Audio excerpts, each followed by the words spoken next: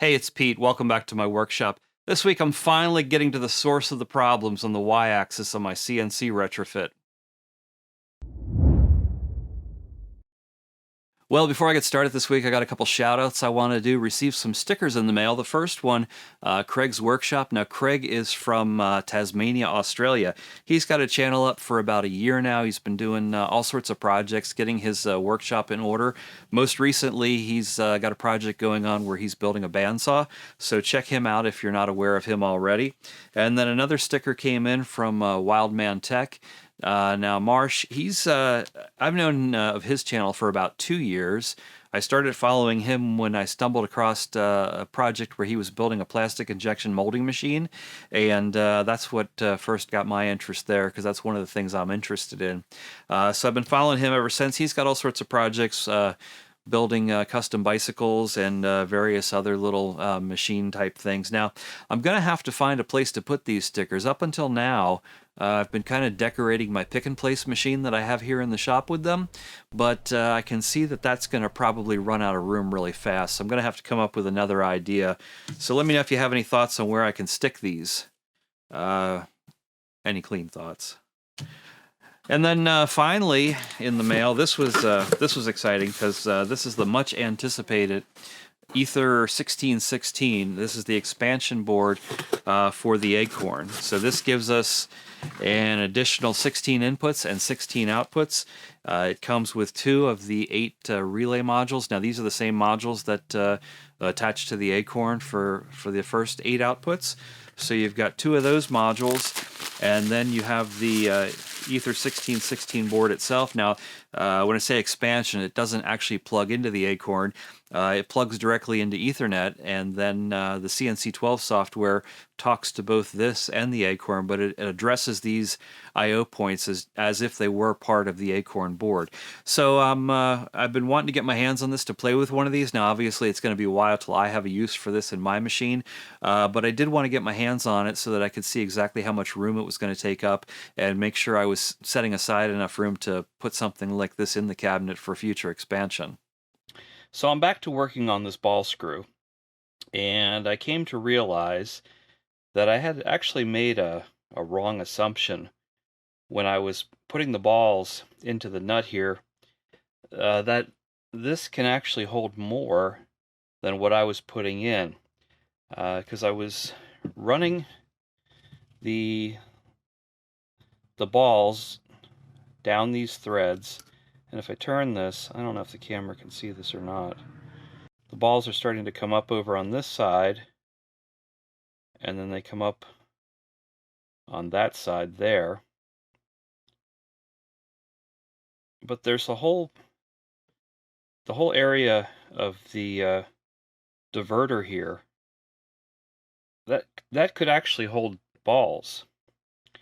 So I'm going to go ahead, clean this up, and we're going to drop a few extra balls in here. I'm not sure if it'll hold 3 or 4 to completely fill the thread. So I'm just going to put a little grease on here.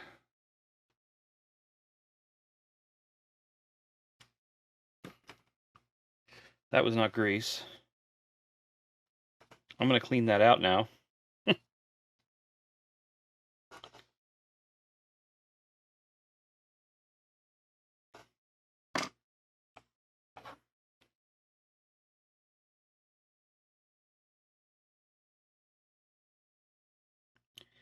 Now this is the same grease I actually use on the threads of my pick and place machine. It's actually recommended by the manufacturer of that machine, so I figure it's probably okay to use for this machine. Alright, we got some new 1.58 millimeter balls here. I'm going to get a few out.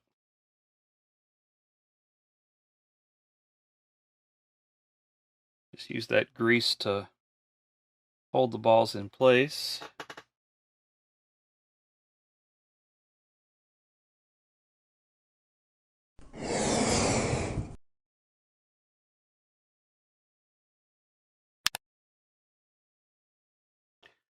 Alright, now see if we can get that put in without them falling out.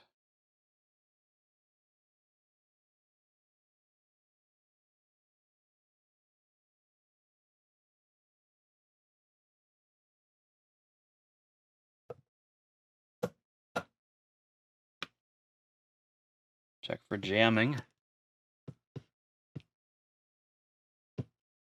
I think that one's okay. Go ahead and mark that.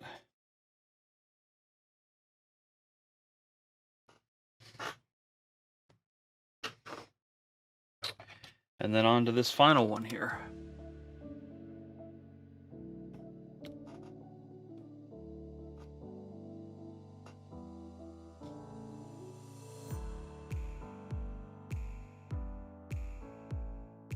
I found in the documentation that NSK refers to these as, I actually forget if it said diverter bridges or deflector bridges, but it's one of those two things. And a little more grease.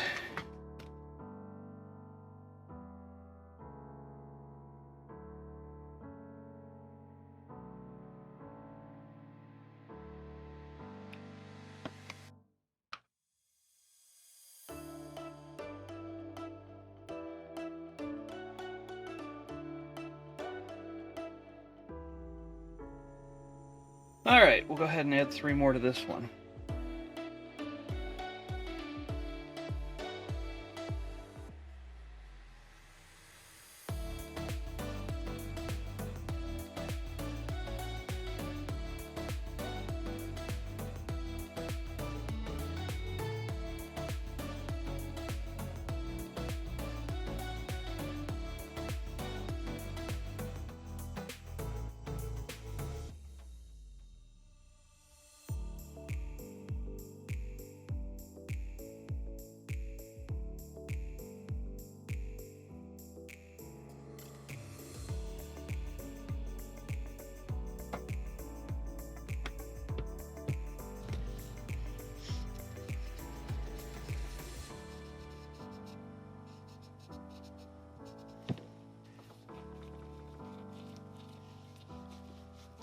Alright, I like the way that feels.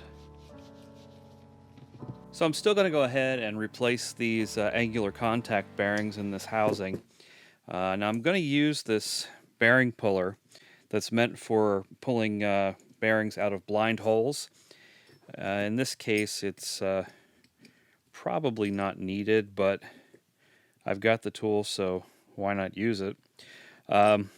It works like an expanding mandrel. It goes in from behind the bearing, and you tighten the mandrel, it grips, and then you pull this out. You can either pull it out with a slide hammer arrangement, or else more traditional type of gear puller arrangement like I got right here. Now I fully expect this to actually just pull the bearing apart. Because this is an angular contact bearing, I believe it's just going to pull the center right out of it. But that doesn't really matter. Yeah, as a matter of fact, I think it's just pulling it out as I turn it here. Oh, well, that's embarrassing. It wasn't even tight. So we'll get this on here. Get it lined up right. Yeah, see, it's actually starting to pull the bearing apart. But if that's not really a problem with this, because once if it pulls out the center, we can just go back in with a larger size and pull it out.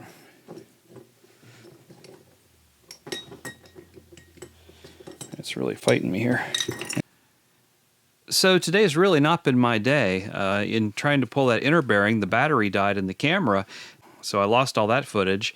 And that's, I've watched YouTube for years, and I've seen that happen to other YouTubers, and I was like, well, how the heck does that happen? How do you not know your battery died? Well, you don't know your battery died. What can I tell you? So anyways, we're going to put the new bearings in.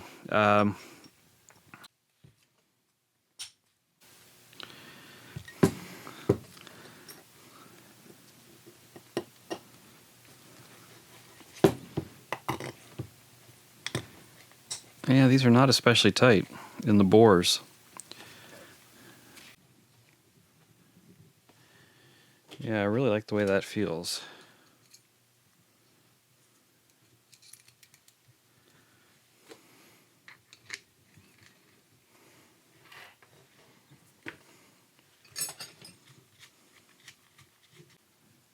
Well, I guess we won't know if we've had any positive improvement here till I put it back together. Alright, unfortunately it seems like we've actually made the situation worse. And I have to admit, I kind of cheaped out on these bearings. I've got this set up right now, and we actually have more backlash than we had before. I was trying to determine where it's coming from. It's coming from the bearings here in the front. I've got this set up with the dial indicator reading the end of the ball screw here, and if I just do the slightest amount of turning here on the belt sprocket, we almost immediately see a response in the dial indicator, which indicates to me that there is linear motion associated with turning the ball screw, which means that at the moment the stiction of the table is holding it stationary, and we're compressing and releasing the bearings, because this thing responds very quickly. And if I give it a little click beyond, then I can feel the table actually start to move. So we have all this motion in here before anything happens. So I've got a better set of bearings on order, and we'll swap them out again. So I received my new bearings today. This is a matched set NSK Super Precision bearings, and I believe these are new old stock. I ended up paying more for these than I originally paid for the mill, but I got the mill for a steal, so that's not unexpected. It's a matched set, so I'm going to put them in the machine, and we'll see if that takes care of our problem. Alright, we're going to take this thing apart one more time here and see what we can do about making this work. This should actually go pretty quickly with as many times as I've had it apart now. So that has to come off. And we have to unscrew this enough to get to the flats on the screw in the back here, so we can get a wrench on them. And then be able to unscrew the belt drive here.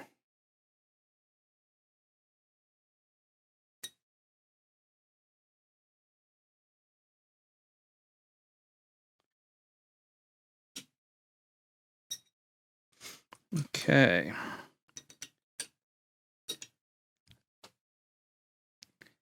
Yeah, it came off. All right.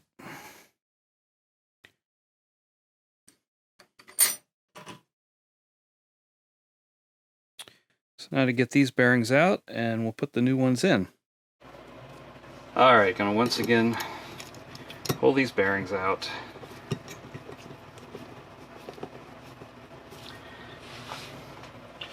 And this time I'm just gonna use the slide hammer. Probably overkill for as imprecision the fit is on these bearings, but it's easy.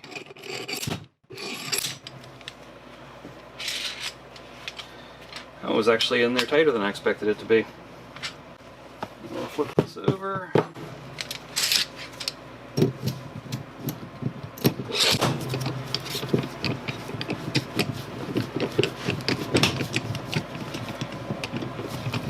And again. Excellent. Alright, so we have these new bearings fresh out of the pack. And if we look at these, they actually have an alignment mark. A little V shape. And those are supposed to be lined up between the two sets of bearings. So I'm going to put this in here at the 12 o'clock position.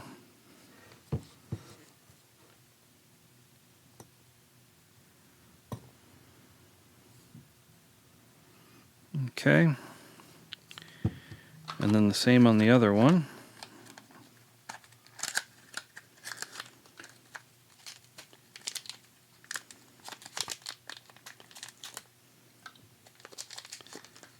There's the V. And these have to go in a back-to-back configuration so that they're being pushed in from each side. Going to line up the V with the top. Again, the 12 o'clock position.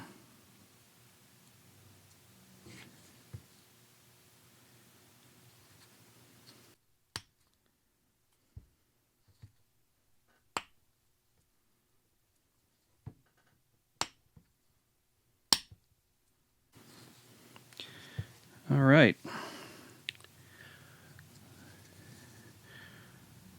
Well, it certainly feels good. Only way to know for sure is to put it back together and measure the backlash.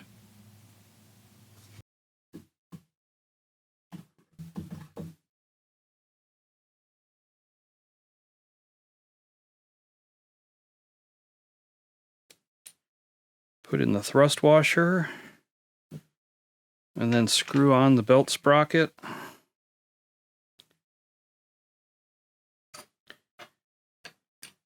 Now this is one area that's an unknown because I don't really know how to set the preload on that. I don't know what it's looking for. If I get it too tight, it's gonna just mash the bearings. That feels really good. All right, let's get this screwed in here. And we'll get this in.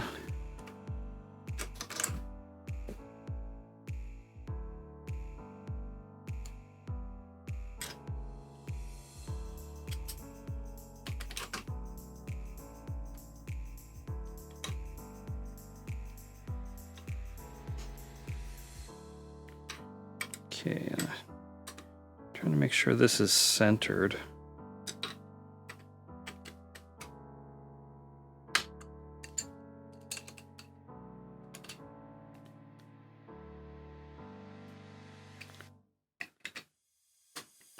I'm scared of breaking off the ball end on this Allen wrench, but I don't really have a long enough one that I can get the non-ball side in there.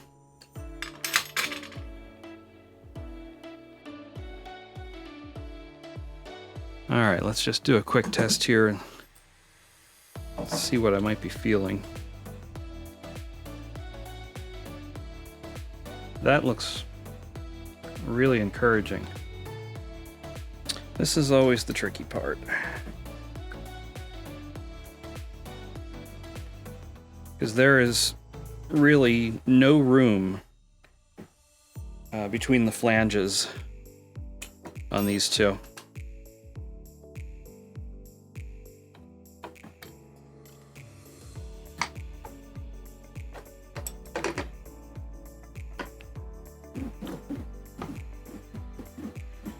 I believe that's it.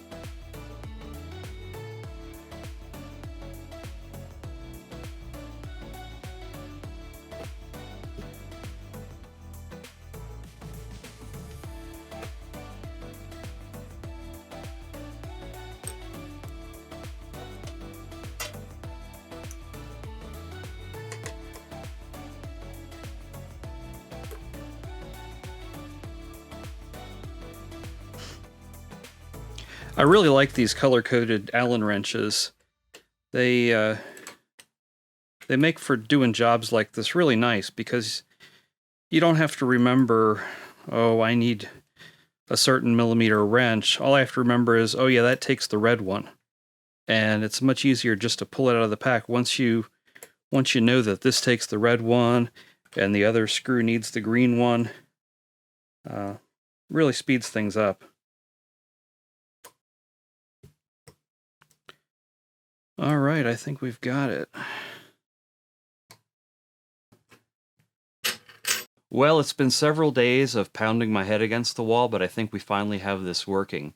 In the end, it took both changing out those angular contact bearings and adding additional balls to the ball screw. Now, I don't know, as I said before, the history of this machine. It was partially disassembled when I received it. Somebody had obviously been working on it. So I don't know if they were in there with the ball screw messing about or if it had come apart in the past the same way it came apart for me and somebody lost some balls. I just don't know.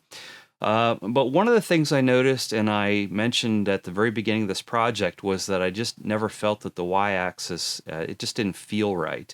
And what I meant by that was when comparing it to the x-axis, the stepper motors, the shafts stick out the back of these motors and you can turn them by hand. And when I move the x-axis, every little click I gave, it was a very positive movement on the x-axis table. But when I did the same on the Y, it always felt very spongy. It just didn't have a nice, consistent feel to it. And by adding those extra balls into the ball screw and making sure that everything was tight, putting it all back together, I'm really pleased with the way it works right now. So I've gone back into the CNC 12 software and I've revisited the fine tuning.